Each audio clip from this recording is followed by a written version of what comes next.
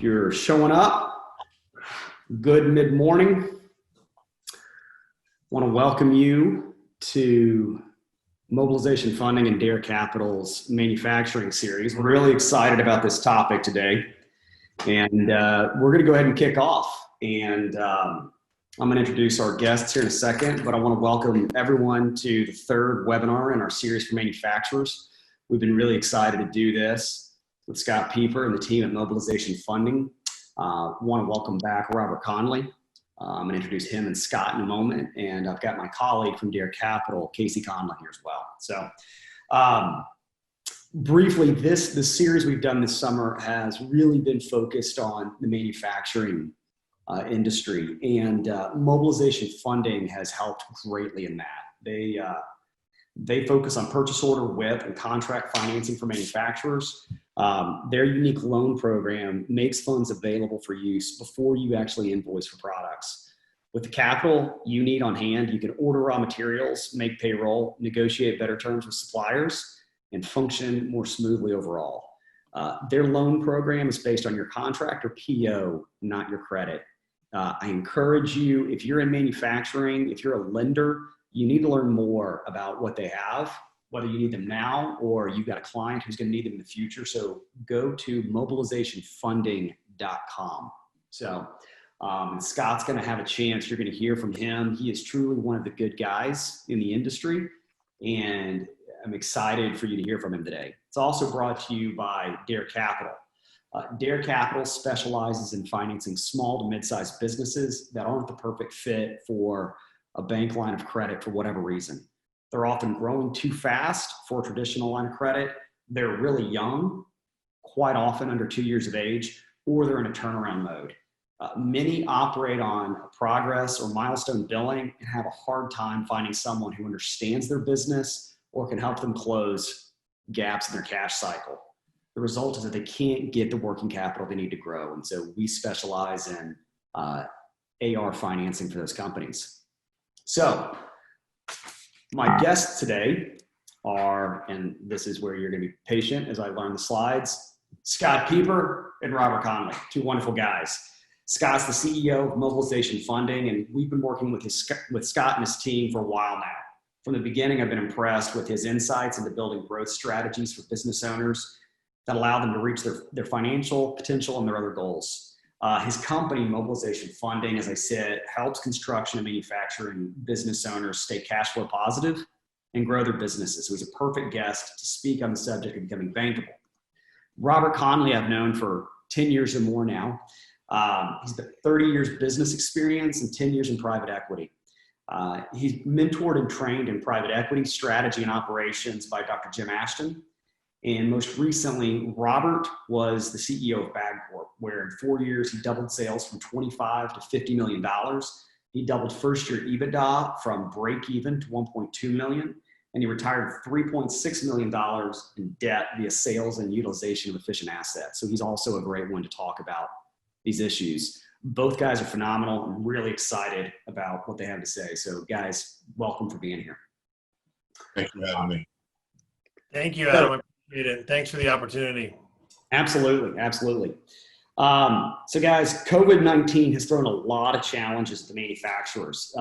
They've survived, it's a huge win, and they should take a moment to recognize that. But now it's time to continue surviving. What they do over the next 6 months will determine whether they're recovering or growing in 2021. So before we jump into some of the questions we've talked about, what have you guys seen and heard from manufacturers over the last few months during the pandemic and where they are now? Robert, you want me to go first on that? I do. Prior to the pandemic and the coronavirus, we really kind of saw the whole spectrum. I think manufacturing had all the normal concerns of a regular business and managing cash flow, finding good suppliers, consistent suppliers or supply chain terms, being paid from their customers in a reasonable amount of time, managing employees, when to spend capital on certain manufacturing lines, and then of course just the general terms of a business. What is the typical capitalization of the business? Is the debt load or the management of that debt on a monthly basis hurting or impairing the company. And then, of course, trying to figure out how to grow and get new customers. I don't think much of that's going to change coming out of the pandemic in terms of what you're seeing in the spectrum of it. I think there's two big things coming after is there's not going to be as many manufacturers because some of them just couldn't make it. We've seen some customers that really in a tough spot actually because of the PPP loans and the EIDL loans, the two of them, and the fact that their business never really stopped. Those two loan programs and the access to capital actually drove them out of what was otherwise a really big disaster. We also had clients who got stuck in certain markets where their employees were being paid sometimes 1.5 to 2 times more to stay home with the way that they were being compensated from the unemployment tax benefits, that it was really hard for them to get kickstarted again. So I gave you the whole spectrum, and I think it really depends. Manufacturing is a broad term. It depends on what you're manufacturing and who your customers are. I think the food manufacturers really saw a big surplus. We had a company that was a salad dressing company. They were cranking through the entire pandemic. Before leading up to it, they had some cash flow problems, but the PPP money and EIDL money, frankly, brought them right out of it. That's general. I think we could dive into some more specifics, but I think from a big picture perspective, that's what I would offer. Robert, anything you want to add on to that?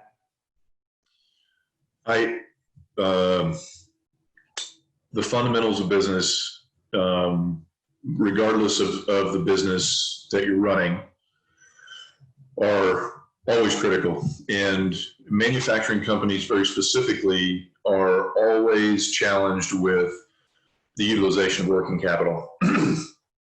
And whether it's pre-coronavirus or current, pre-coronavirus, they're dealing with normal working capital scenarios, situations, push out payables, pull in receivables, minimize inventory, which supply chains affect, right? Because if I get a long supply chain, I have to push in more inventory. And so that, at least from the guy that I was mentored by, when you can understand how to facilitate and tactically manage those pieces, things can improve or get worse.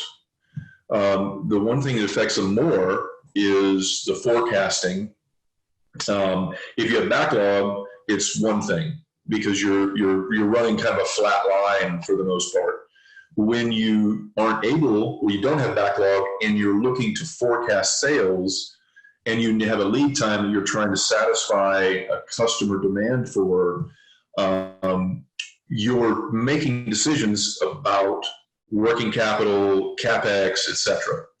And the manufacturing environment is the most difficult one to try to figure out those equations for.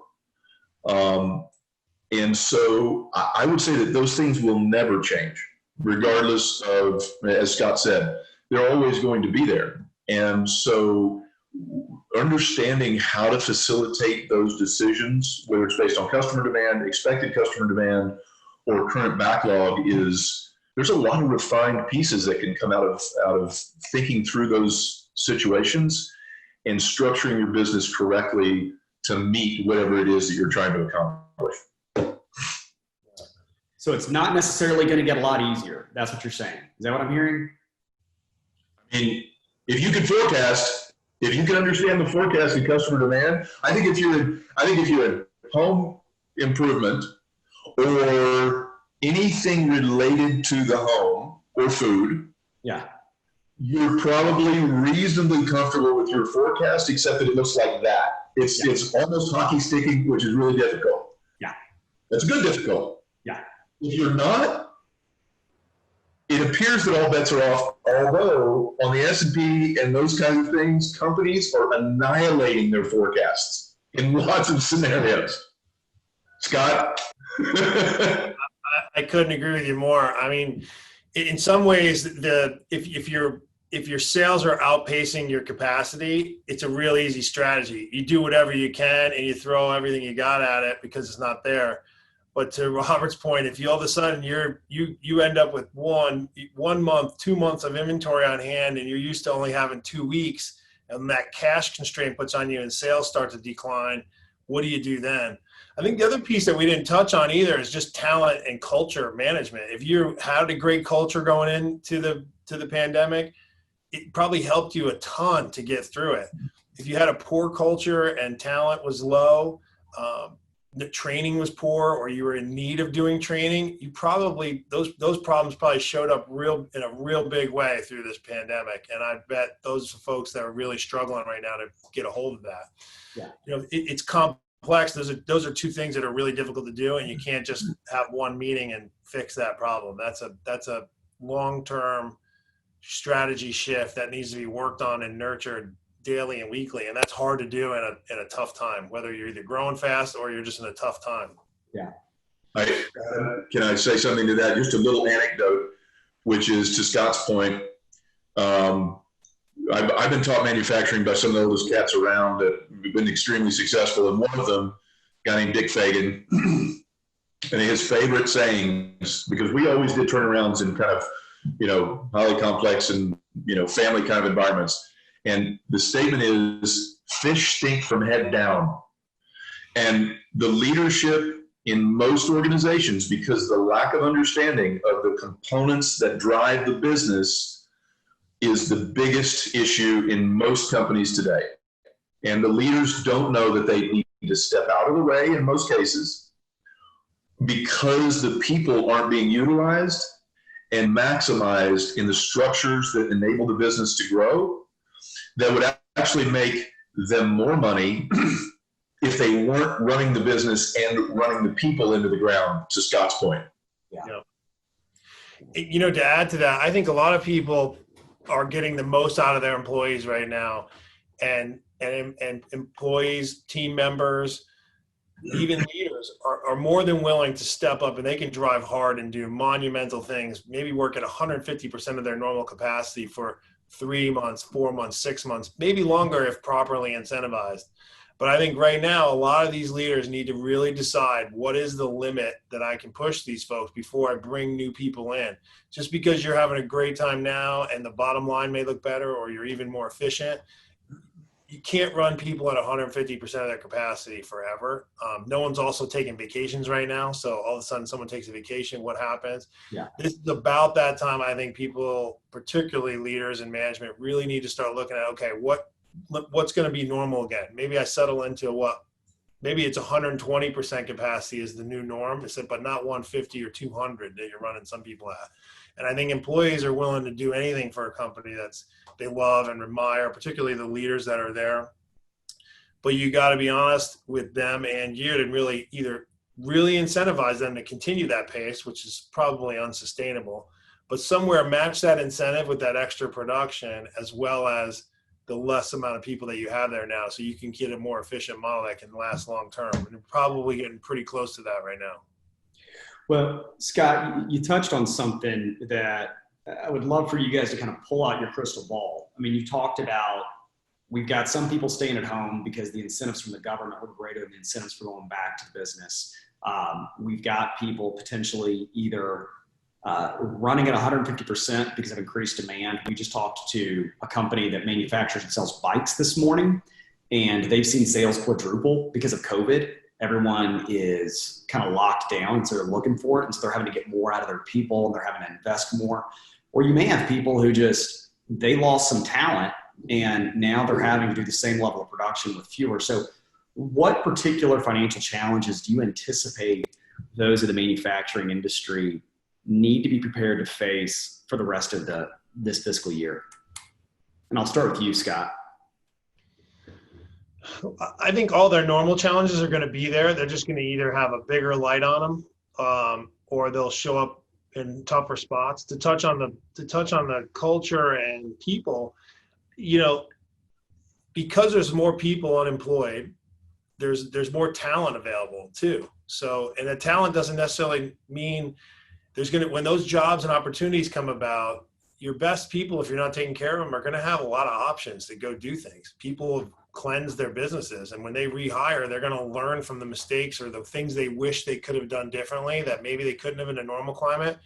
COVID allowed them to kind of clean the slate, and when they go to bring people back, they're going to have a new concept of Who do I want to hire? What do they want to look like? Right. What is that position like? How do I want to incentivize them? And the savvy business owners and leaders are going to find the best talent. And that doesn't mean just because the unemployment rate is high and people aren't working, that they're going to pull that talent from that pool. It certainly may, but they may pull, people are going to look, the employees that aren't happy are always going to be looking at jobs. And your current people, if you're not taking care of them, can easily go look at a nice opportunity and move from one place to the next. And you might be hiring from that pool instead. So I think that's one thing. Also, I think where and when to spend capital and invest in your business, I would really be concentrating right now, if I was in manufacturing, how do I get leaner and meaner on my balance sheet? What's my strategy to pay down any debt I have? Especially if you had some new, these EIDL loans for 12 months, you don't have to make payments, but you're going to start to have to. And yes, 3.75% money for 30 years is probably more inexpensive than any other note on the business. But how can you pay some of those other debt down, free up that debt burden on a monthly basis so that you can still remain as profitable as you are now, even when your sales might settle in? Those are the things that I'd be really focused on if I was in manufacturing right now, what I'd try to do. Robert, Scott touched on people and culture as a two-time CEO in a manufacturing shop. Is that an unrecognized financial driver that manufacturers aren't paying enough attention to, in your experience? I would say that the short answer is yes. I don't believe that. So one of the things that the question that's up on my board, and I'm going to answer your question as well, but is what challenges will manufacturers face through the remainder of 2020? Scott touched on the balance sheet. And what you gave a reference of a bicycle company that had quadruple demand, and they're building to that demand. One of the things that happens in businesses, from my experience, is that we overestimate the future, right? And this hockey stick that a black swan event will create is not what the new normal is going to look like. You're going to have a smoothing effect on that demand. So if you've seen the spike, Warren Buffett said trees don't grow to the sky. And so understanding that you can invest a ton of money right now to what you're really trying to do is you're trying to squeeze the juice out of this particular fruit as much as you can. And what I would submit to Scott's point is that if you squeeze this juice at an optimal level and don't overinvest in your business, expecting this hockey stick-like effect to continue, then you will strengthen your balance sheet through this opportunistic time, and you will, what I consider, or I call, you raise the bottom rung of the ladder, and your ability to compete in the aftermath of this will be stronger. Okay. And so, it's just, again, it's the smart or the aware kind of utilization of capital that's being provided to you because of a unique occurrence. So, being realistic, bottom line. I don't care if it's manufacturing, to answer your question, or business of any kind. I'm working with a coatings company right now. I've got an investment in, and there is a lot of structural components that business, quote unquote, leaders miss. And an organizational chart, if you go to business school or anything else, and you look at organizational structures, they are to accomplish a mission, whether the Egyptians are building pyramids or a leader is building a structure to accomplish whatever the goal is. And so you do it layer by layer. Same thing is true of an org chart. If you get the right people to leverage the talent that's going to be available in the market, to Scott's point, and you put them in the right box, and you define that box well, and all the boxes that are next to each other's boxes understand each other, and it's a big problem. And they're all kind of working together in those boxes, connected by lines of information, because that's what they're processing. Then the organization begins to accomplish more. And the leader, if they don't understand that, which is not abnormal, they many times don't, that's the responsibility of the leader, is to connect those boxes with clarity and transparency so that that structure maximizes itself to accomplish whatever that mission is. Strategy is not a whole bunch of things. It's a mission. We want to have this level of market share. Then you set about the tactics, which is what the organization is to do, to go and accomplish those particular missions. And so, yes, leaders miss those pieces, and they throw people and money and different things at an imbalance and a lack of understanding in the organizational structure. Does that make sense? Yeah. Yeah. You make a great point, Robert. I'd like to add one thing that made me think about that. You think about that organizational chart. I think a lot of leaders, if they're missing it, and I did it myself for years prior to ever really realizing it, you give somebody the box, so to speak, in the org chart, and here's your job, and here's the job description, and then you say, do your job, right? And in the old school way, that was great. But what happens now is, and everybody, it doesn't matter whether you're in your 20s or 60s, whether some people need to know what that box and job is actually working towards, not for them individually, but for the business purpose. And sometimes it's a mission and sometimes it's a purpose, but aligning that job and that description and how it layers in. And depending on where they are in the layer cake, their job, they may have 2 or 3 other positions that boil up before they can really draw that line to what their role is in the purpose of the business and how it helps. And to connect those dots for each individual person is really important, because then they know how valuable and important their job is. And sometimes that's just having the information for the next step to make the right decisions, and that step to the next. And I think that's one thing that gets missed a lot, probably the most in my opinion, if you just align what everybody does to what that purpose and mission is and how they play that role in it, everybody starts to see how their roles come together, because they all know how it gets to the top piece. And I think that makes a huge difference for an organization. So to that point, we use a tool. I use a tool called Operations Review. I've been, taught to use it, understand what it means. And really it's a monthly meeting where all the managers and the departments and all the employees that come to this meeting, and everybody presents kind of where they are, what they're doing. There's no right or wrong. It's not a punitive environment. We're not trying to, by God, correct anything in that. What we're doing is, to Scott's point, is creating transparency top to bottom, side to side. And what most leaders, and I don't care if it's an HR leader or a CEO or COO, they say, go get a job description. Well, you go to the web and you approximate these job descriptions from job to job to job, and you're like, well, this is close. No, it isn't, because you're processing information for each other on behalf of the customer. That's the manufacturing process that you're going through every day. At Bankable, what I said to the group was, look, I want an order to be able to go through this organization at such a level of understanding that no language is required. Now think about that for a second. If an organization understands itself and each other, connected wise, that they just, boom, things go through like this, right? Well, the customer feels that, the organization feels that, you have operating leverage, you have lots and lots of things getting done in short periods of time. And so that learning is the process that you need to go through to figure out. And it's not easy, but I'm suggesting that what Scott's saying is right. It's that information processing that is a manufacturing process, and you can go into complex ways to understand it, but it's not that complicated. And it's not a ubiquitous job description that fits for all companies.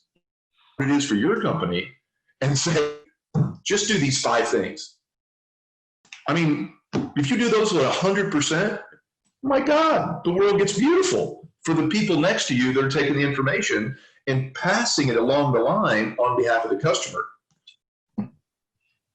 Yeah, and you don't have to come up with new things to say. The one message just over and over again, so everybody knows and it's consistent and they know you mean it and you're serious, and that's where it's going. You don't have to kind of create new thoughts and ideas every day just to make it interesting. It's interesting all by itself, but it needs to be consistent. That's good. Robert, you had something? Well, I feel very, very grateful and appreciative for the mentoring that I've received.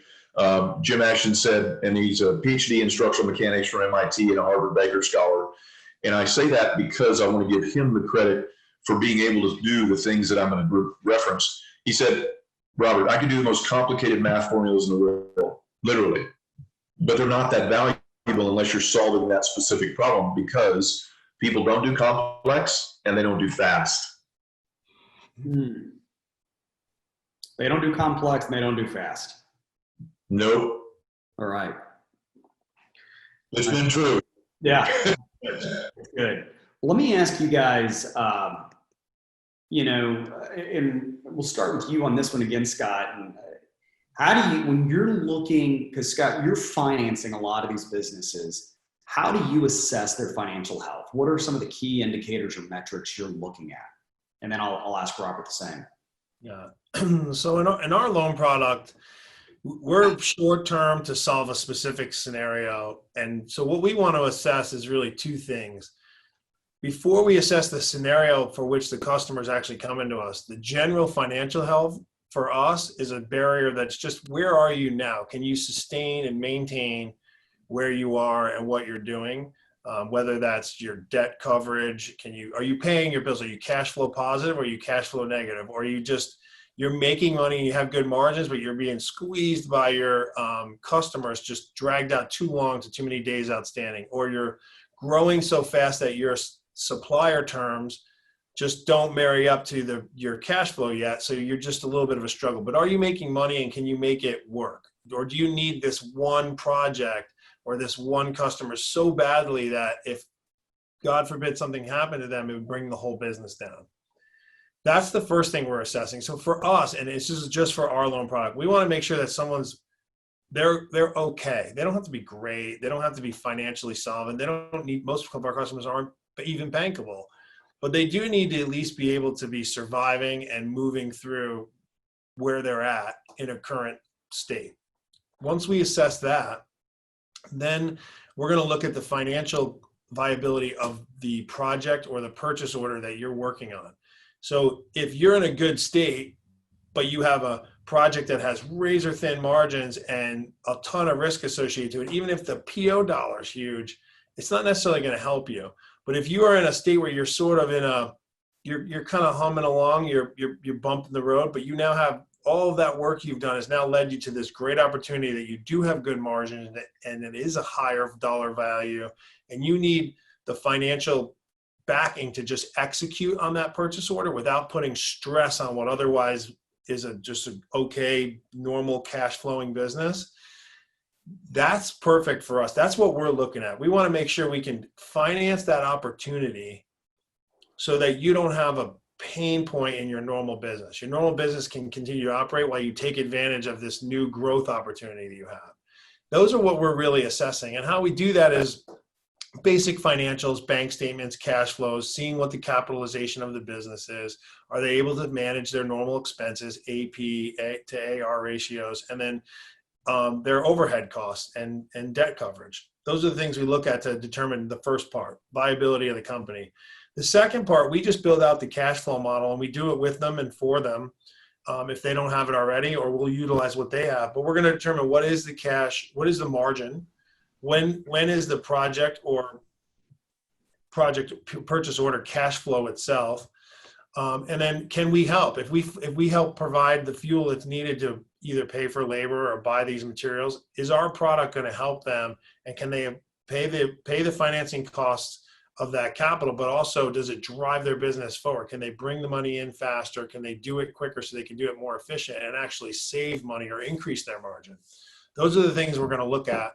And then we present that to the customer so they can see exactly what it's going to cost. And really our cost of capital is really nothing more in that scenario than one of the line items as in their cost of goods sold. Of course, it's not cost of goods sold. It's not a raw material. But in that purchase order, the financing costs themselves, because of the nature in which our loan is going to pay for goods that are otherwise associated to that, it really allows them to look at, okay, you know what? I have this great opportunity and it's at a 25% margin, but I don't have a way to do it. Or I can use this funding from Mobilization funding, I can get it done, and I'm going to have a 23% margin or a 24.5% margin because I'm going to be able to use this cash to drive efficiency and actually execute it quicker, faster. And here's what my margin impact is. That's really what we look at. And we try to make sure we provide all that value to the customer, because we're not just a lender.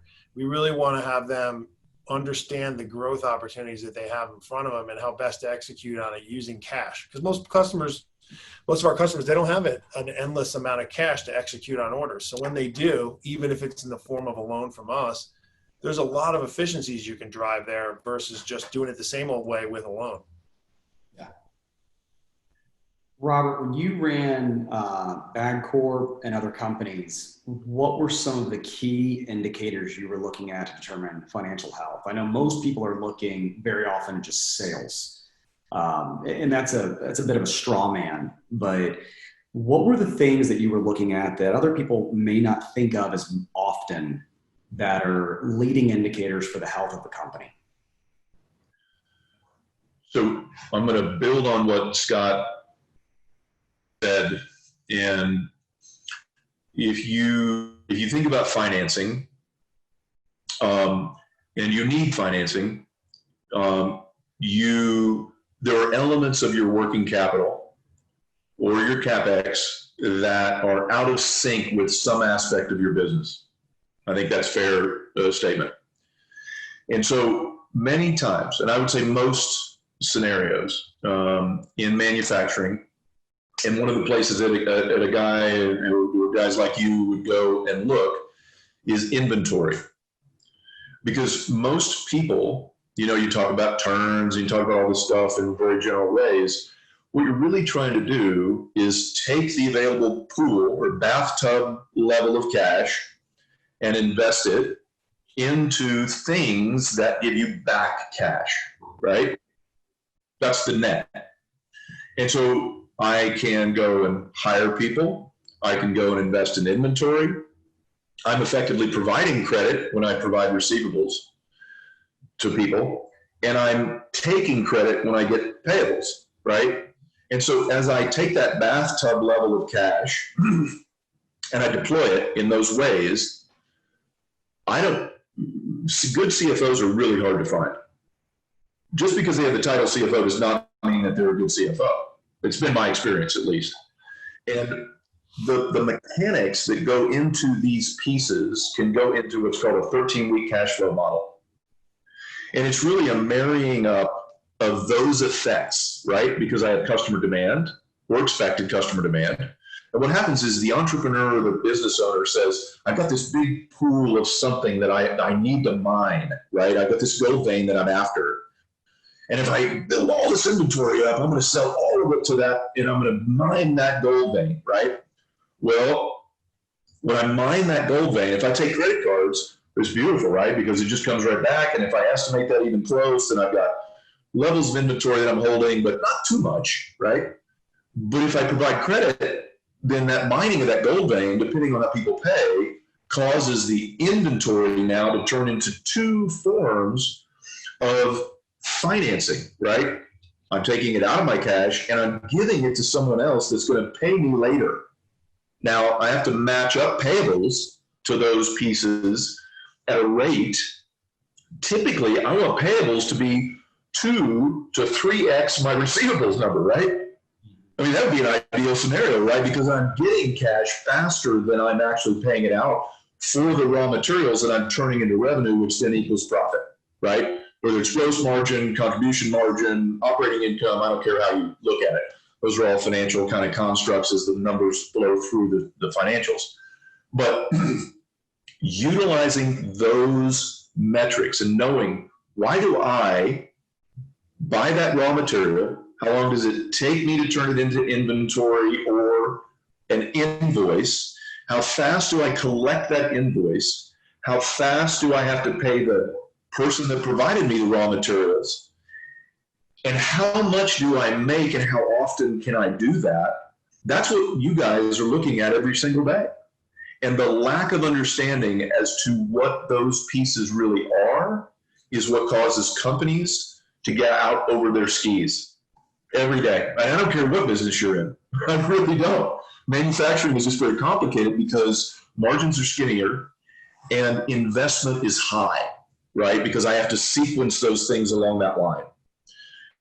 And so if you spend time sequencing those things, and that 13-week cash model really gives you the ability to kind of hone in on how you do that, then you're watching your cash really move consistently, as opposed to having guys like you guys come in and say, you know what you're doing on the cash flow? Here's what your cash flow looks like. And they're like, whoa. You can do that same work if you just take those elements, put them into some little Excel model, and begin to watch them how they behave. And then you'll take customer demand and you'll marry it up with how you deploy the cash. And then you'll be able to see how your business is developing health or sickness, if you will. Hopefully that makes sense. Well, and if it doesn't, they can always reach out to you guys after the fact and ask more questions. We have a cash flow model that I'm happy to share with any attendees that we could send it out. We have it's a full instructional guide on how to follow it and use it. And it's a great starting point. It's very basic. It gives us the basic information we need, but it's plenty detailed enough for someone that doesn't have something like this in place to totally get a sense of where things are going and then start to add what they want to it. But it'll give them the ins and outs as Robin just explained. You should take Scott up on that. Yeah. Hey, Scott, I got a question addressed to you. It says, what was a borderline funding opportunity that Mobilization rejected, and what was the reason why? What was a borderline funding opportunity? Yeah, someone looking for funding for you guys. You rejected them, kind of borderline opportunity, and why you did that. Very specific. Okay, so I'll give you two examples. We had one last week. Financial health of the company was excellent. Normal, doing well, fine. They're trying to get a new customer, and it wasn't quite manufacturing, but it was purchase order financing. They're trying to get a new customer, so they bid the product really low.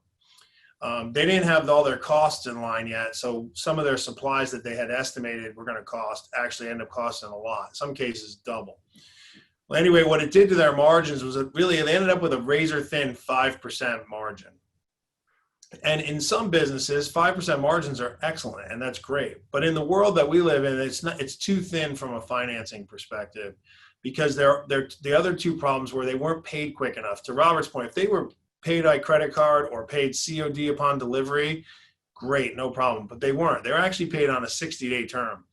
And so when we put it in the cash flow model and showed it to them and showed them what that was going to cost them, regardless of our financing costs, actually, even if they had their own capital, forget ours, before financing costs, their margins were going to be reduced so much that this opportunity was going to suck all the cash out of their business, and the terms they had with their supplier or their AP that they had to pay, they would never have the cash to do it. So what was good? Meaning they were going to get this new customer, execute on the order, make 5%, but they were going to use every bit of cash in their business to pay down their AP, because at 30 days they already owed their accounts payable more money than they had in current AR.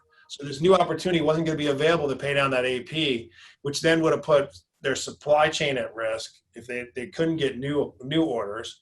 And over the next 60 days, they certainly anticipated on getting new orders. And that's, again, we denied that loan, because if we provided that would have helped them from the AP side, but all they would have done was brought in revenue at a negative margin or negative cash flow to them. Ben margin, but after financing costs and just time, is too risky.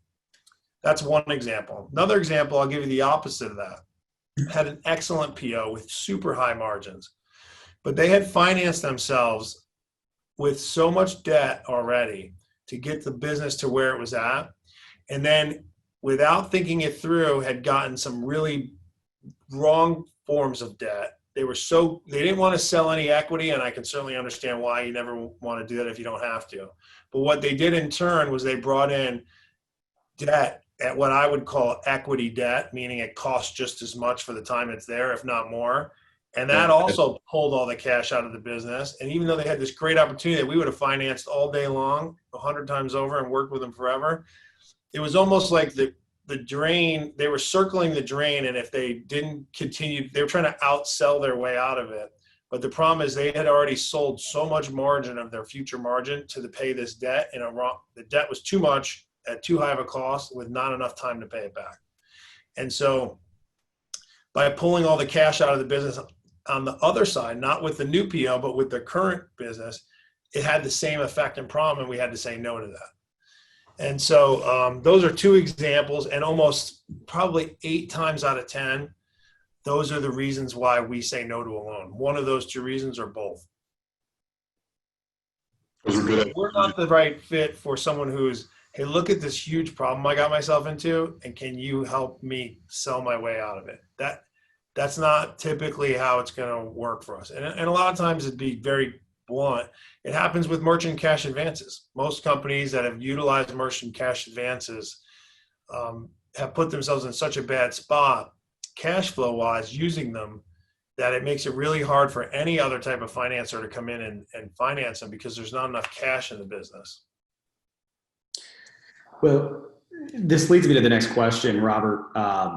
How do you, as an operator and as an investor, distinguish between good and bad debt? Scott talked about some debt being so expensive it's really equity. How do you determine between good and bad debt? I mean, I genuinely like Scott's explanation. The second one specifically, I mean, both of them, but what we've been talking about is the mechanics of what make a business run.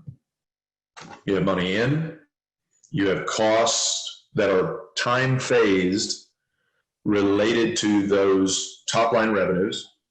And if you understand that time phasing, if you will, then you can quickly see, and I would say there's I'm aware of this book,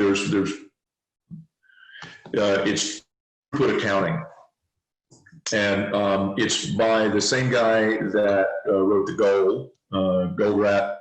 Yeah. And really, that? No, go ahead. Yeah. And really that is it kind of treats all costs as fixed, sort of. You got variable costs that come out and create contribution margin, and then everything else is kind of fixed. And it gives you evens and understanding where you are in that cycle. Debt is a genuine cost. If it's at higher rates, it has a higher level of negative effect on the amount of money that you're harvesting on a weekly or monthly basis. Jack Long said, I did daily cash flow forecasts, right? Not just weekly. And so the higher the expense of debt, the more that your daily cash really technically is burning, right? Because if you don't understand the microscopic aspects of how money is flowing in and flowing out, you don't see the pockets that you hit that cause you to go, right? And so expensive debt has a very high cost on the energy of the business, if you will. And so, no, all debt is not bad. But if you don't understand how those mechanics in your business work, and this is, I'm talking about in your gut, in not, oh, this feels like this to me, but like seeing it, understanding how those components through your organization, then you can make a debt decision that looks good, to Scott's point, and ends up being really bad, right? And I had a similar situation that I looked at recently to do a turnaround on. Their debt, I mean, they were so over levered, it was ridiculous. There's no way they were going to dig themselves out of that hole on an earnings basis. Mm-hmm. The only way you're going to do that is to wipe the slate clean and reset all the debt, because you can't dig yourself out of the cost. Right. And so, you know, what we really, I think, find ourselves talking about is guys like you guys who understand what are the mechanics that cause the numbers to filter through the financials, and how do they affect the business. And what you end up doing is teaching people, and then either giving them good news, yeah, your stuff looks pretty good, or bad news, I can't do this deal, right? But if the owner or executive had that awareness starting out, they'd be informing you as to where they were coming to you for these financing, and you'd be like, good Lord, I love where you guys, here's the money. Yeah. And Robert touched on a key point that I really want people that are on this webinar to listen. And I think it was subtle, but it's really, really important, particularly for the types of businesses that I think we see in finance the most. There's two things with debt. Everyone thinks of cost. And I have customers ask us all the time, what's the cost? What's the cost? I said, you know what? The cost is irrelevant at the moment, but there's two main problems with it. You can be over levered, which means you have just too much debt. It can be the lowest cost debt on the earth. You just have way too much of it. And the cost of that payment each month hurts your cash so much. That's the short definition of over levered. The other side of it is you could have the right kind of debt, dollar amount, and even at a high cost, but it's in the wrong terms, meaning you got the money you need, but how fast you have to pay it back and the manner in which you pay it back, or the manner in which you get it, or how you can use it, are so bad for your business that it just doesn't fit. So even though it's a good rate and a good amount, it doesn't work. And that's really where I see more of the problem, because we're not inexpensive on paper compared to a bank or debt. We're not inexpensive debt, which is why when you heard me talk about how we look at the cost, if you have an opportunity to do a 20 or 25% margin product or project that otherwise you wouldn't be able to do because you don't have the money you need, and you need an exorbitant amount of money of it, maybe like 50% of the actual purchase order amount, and you're not collateralized with a property, but you just have that PO, for someone to give you 50% of a PO, it's going to be fairly expensive. However, if you can use that money specifically for that, it only costs you 2% of your margin. Well, now, okay, you have a 25% margin opportunity, and yes, you borrowed a lot of money to execute on it, but it only costs you 2 or 3 or 4% even at the highest.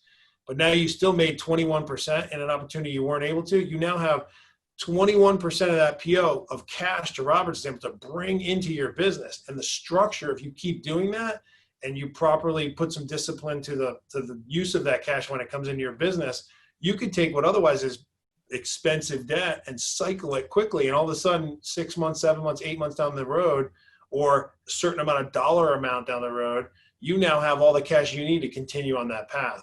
That's the huge difference that is so important. Robert hit right on the head, but I wanted to really reiterate this point. The terms of the debt are almost more important sometimes than the cost.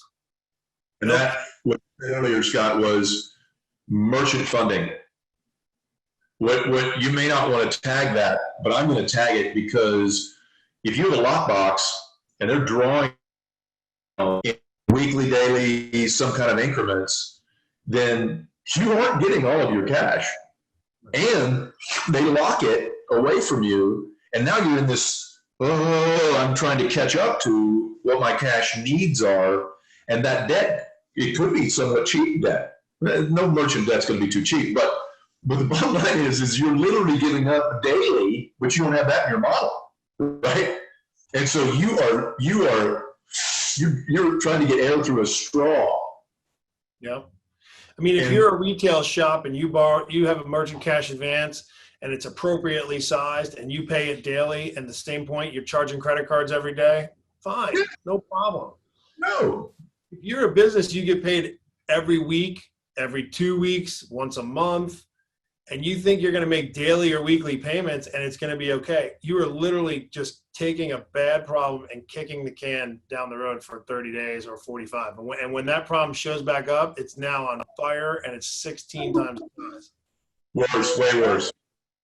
And anybody that would provide that debt to you the first time, okay, they didn't understand. But if they say, here's another cash advance to solve that problem again, then they just don't really care about your business, or they don't know enough to tell you and guide you correctly. Yeah. Either one's going to have a negative outcome for you. One means they're a bad person. The other one means they just don't know any better. But that's the problem. And then those are the situations I think folks get into. That's unfortunate. But simple things, again, if I was going to just say simple, I would listen to this one point. If you earn revenue daily and profit daily, then you can handle a daily payment. If you don't, then you can't. It's that simple. Yeah, that's good. I think you guys answered these questions, and I think we'd be opening up another hour and a half with the next slide. I would like to ask you guys, what's the one thing manufacturers need to be thinking about going into 2021? And I'll start with Scott. I'll start with Scott, and we'll go to Robert. But like one thing, you said, hey, there's Curly from City Slickers. You got one thing. What's the one thing you'd say, hey, lenders need to be talking to their clients about, or the manufacturers that we're talking to, they need to be thinking about? And then if Casey's got any questions, we can go to those. But Scott, one thing that, and you could just be encapsulating everything you've discussed so far. So the question really is, what's the one strategy or thing, if I was a manufacturer, that I would guide or help offer up that if you really want to grow in 2021 in this climate, that's going to help you the best? I want to put a caveat to it. Depending on your business and what your strategy is with it, will guide what I'm about to say. If you are a manufacturing business that your top line revenue is the most important thing, you got to make money, but you're driving top line. And because top line, you get to a certain top line, it's going to allow you to immediately be purchased or acquired or something of that nature, then that's one strategy. If you're trying to be the most profitable and you see your manufacturing business as a business you're going to own a long period of time and you want it to be sustainable, I'm going to address that secondary version first. I think you need to take what we've talked about and Robert laid out very eloquently with a cash flow model. And you need to find that if you don't have that, you've got to find either some type of CFO, and not anyone's the same, somebody that knows that cash flow really well to show you two things: what the cash flow of your business is, and then take it one step further. What is the cash flow of each customer in your business? Because you may find out, and most businesses do if you have a lot of customers, certain customers are going to be a lot more profitable than others. And it could be because of the supply, not any fault of theirs, but maybe the supplies you buy for one customer, you have better terms with and you can execute better. And if you know those margins, you can drive at the customers that are going to help you create more cash in your business. And that is the key for you. It creates so many opportunities. And sometimes it's easier said than done. But what I mean by that is if you have the data and the numbers and you understand the cash flows, it's not hard to make the decisions. If you know that all of your customers are lined up in a row, one of them is break even neutral under your current structure, and one of them produces a 35% profit, but your average profit is 20, and you're treating all 5 customers the same, it's not hard for you to, with that information there, you might say, well, why am I even selling to this customer? I'm certainly not going to give them a price break. Or, you know what? There's no problem with me taking the risk to go to that customer and tell them I need a price increase. And if they say no, who cares? You're actually going to make more money with less revenue. But without the power and the tools that Robert walked you all through with the cash flow and a good CFO, you're really never going to have the ability to even make that decision. And so that is the most important thing I would do if I didn't have that ability or I wasn't capable myself of making those decisions. And by the way, I'm not. I have an excellent CFO, and I've been blessed with someone who produces a spreadsheet for me that anybody on earth could read and say, well, I want to do more of that and less of that. But I could have never put that together for myself. No chance. So it's amazing. I say that because I'm one of those people that couldn't do it myself. So when I have that sheet in front of me, it's like making elementary grade decisions. It's really easy. Like, I want you punch me in the face. That hurts. Please don't do that anymore. Or this is great. It feels awesome. Hand me a stack of money. It's that easy to do, but it's not easy to get the information in that pattern. So that's the one thing I would really do is make sure you get that talent, whether you outsource it or bring it in into your business. You'll make your life way easier. Robert, we'll turn to you. One thing, if you just said, hey, here's one thought I want to leave people with in manufacturing if they want to survive and grow in 2021. Strengthen your balance sheet. Say it again. Strengthen your balance sheet. Okay. Period. Everything we talked about rolls into strengthening your balance sheet. If you want to grow, assuming that you're looking at 2021 as the opportunity, you're going to exit this horrible period, then the balance sheet is where growth comes from. Hard stop. Hard stop. Love it. Yeah. Love Pay it. that debt down, man. Pay it What's that, down. Scott? Pay that debt down. You're right. I mean, pay it down. Your business is profitable. Get rid of the debt. Yeah. Scott, we had a question for you. You were mentioning 2, 3, 4% coming out of the margin on that purchase order earlier. Were you speaking to PO finance or AR finance in that example? This is from Matthew in the audience today. If you think about traditional PO financing or AR finance, what I'm talking about is really the margin on the job. So let's just say that someone has a $100,000 PO and it costs them $80,000 to execute on that. Labor, cost of goods, material, etc. So they're going to, by the time they do what they normally do, they invest $80,000 over a 60-day period in their business. Forget financing at all. I'm just saying, just take a business. Say, oh, I got a $100,000 PO. This is what it costs me to bring the raw materials in. It's a week's worth of labor to make it. I ship it, and in a week, in a month, I get paid. And that whole episode creates $20,000 of profit. And you can't do it because you don't have $80,000. What I'm suggesting is, if all of a sudden you borrowed some portion of that $80,000, let's call it $50,000, and for round number sake, it cost you $5,000 to borrow that 50. So instead of $80,000, it now costs you $85,000. Well, that would be 5 additional percent. So now you're only making 15% instead of 20, 15,000 instead of 20,000. But you're able to actually do that work. You're actually take on that PO that you otherwise wouldn't have. That's what I'm talking about, where that 5%, that $5,000 using that round numbers. And I'm not saying that's the cost of our loans or anything like that. I'm just trying to give an example of what I hope that answers the question. Trying to give an easy example using just simple round numbers. Robert. I just want to give a perspective to build on that. In every single case, you have a pie, you have a margin pie that you're slicing up. And what Scott's saying, I think simplistically, is that everybody gets a pie. And if you take cash in order to go get that pie that you otherwise can't get, and someone takes a sliver of that pie, don't get hung up on the sliver that they're taking, because you're taking the larger portion of that pie as a benefit for the money that's being provided. It's just like a tool in mining. I don't care what you're going after. If I don't need to go rent a jackhammer to go through something, and it costs me, then it costs me this. I'm just taking that amount out of this pie, and now I get the majority of the pie.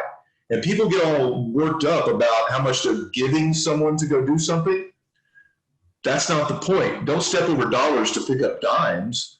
Look at that piece and see how much of the pie are they taking. Oh, this seems like a lot. Well, not really, because you're getting the majority of that pie by that person, that money.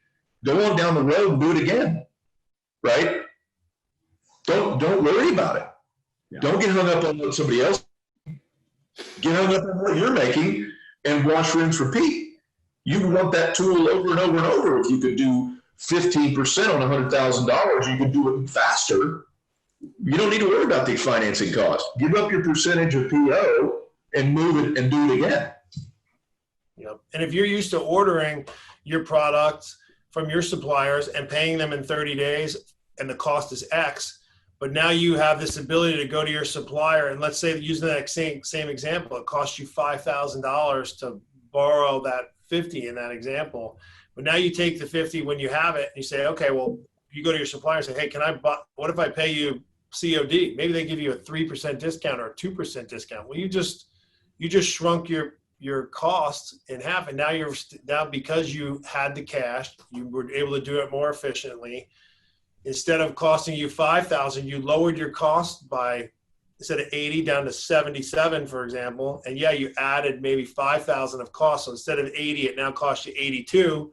Well, you were able to save, add financing costs, but save in maybe negotiating through suppliers. Or we have customers on the construction side of our business, because they have the money for payroll and labor, they're able to do the work in weeks faster. They save weeks worth of labor.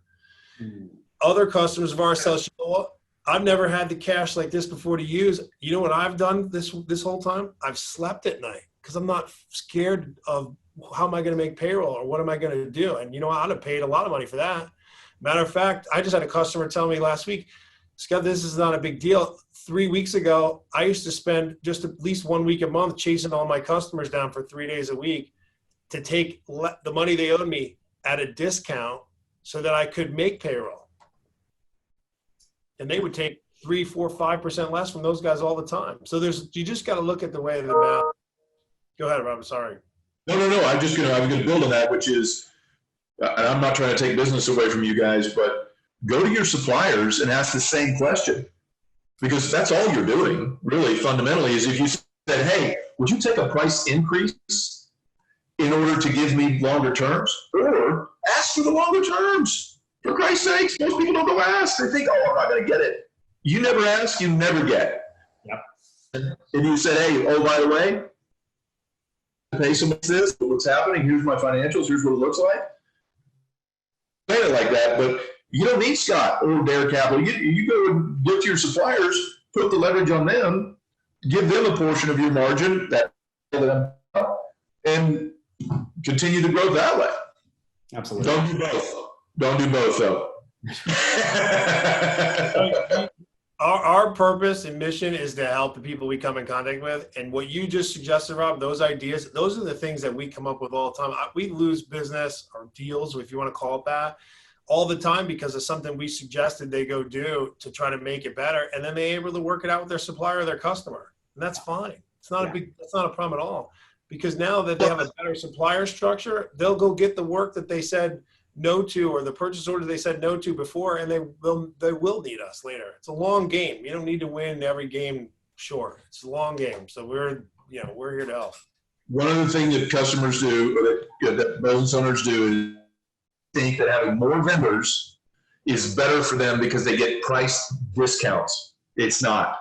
No. We consolidate vendors in every single company we ever go into, because if you go in and concentrate your business in smaller numbers of vendors, you think it's risky.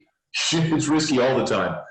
But if you go give smaller numbers of vendors larger numbers of your business, you'll find that those vendors will do amazing things for you if they're the right vendors. Yeah. You will find opportunities with that as a true thing that you go do.